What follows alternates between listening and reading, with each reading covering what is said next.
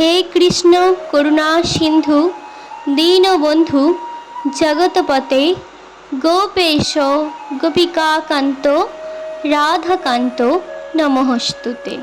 ওম নমো ভগবতে বাসুদেবায় নমঃ। শ্রীমদ্ ভাগবত গীতা তৃতীয় অধ্যায় কর্মযোগ থেকে আমি একটি শ্লোক ও তার ব্যাখ্যা করে শোনাব।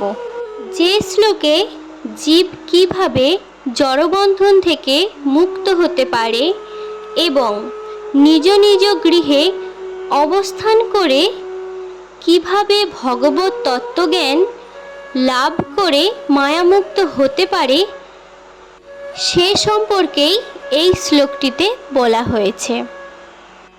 শ্লোক 33। সদৃশং চেষ্টতে স্বস্যা প্রকৃতে জ্ঞানবানপি প্রকৃতিং ইয়ান্তি ভূতানি নিগ্রহ কিং করিষ্যতি। তাৎপর্য অর্থাৎ কৃষ্ণ ভাবনার অপ্রাকৃত স্তরে অধিষ্ঠিত হতে না পারলে জড়া প্রকৃতির গুণের প্রভাব থেকে মুক্ত হওয়া যায় না। ভগবদ্গীতার সপ্তম অধ্যায়ে ভগবান সেই কথাই প্রতিপন্ন করেছেন।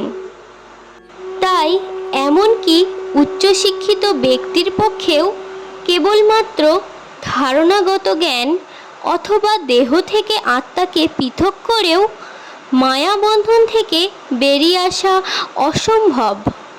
বহু তথাকথিত তত্ত্ববিদ আছে যারা ভগবত তত্ত্ব দর্শন লাভ করার অভিনয় করে, কিন্তু অন্তর তাদের সম্পূর্ণভাবে মায়ার দ্বারা আচ্ছন্ন। তারা সম্পূর্ণভাবে মায়ার গুণের দ্বারা আবদ্ধ। পুঁথিগত বিদ্যায় কেউ খুব পারদর্শী হতে পারে, কিন্তু বহুকাল ধরে মায়াজালে আবদ্ধ থাকার ফলে সে জড়বন্ধন থেকে মুক্ত হতে পারে না।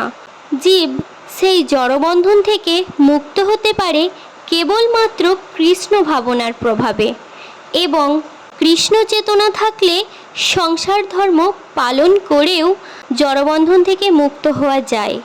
তাই ভগবত তত্ত্বজ্ঞান লাভ না করে হঠাৎ ঘর বাড়ি ছেড়ে তথাকথিত যোগী সেজে বসলেই কোনো লাভ হয় না। তার থেকে বরং নিজ নিজ গৃহে অবস্থান করে কোনো তত্ত্ববেত্তার নির্দেশে কৃষ্ণ ভাবনামৃত লাভ করার চেষ্টা করা উচিত।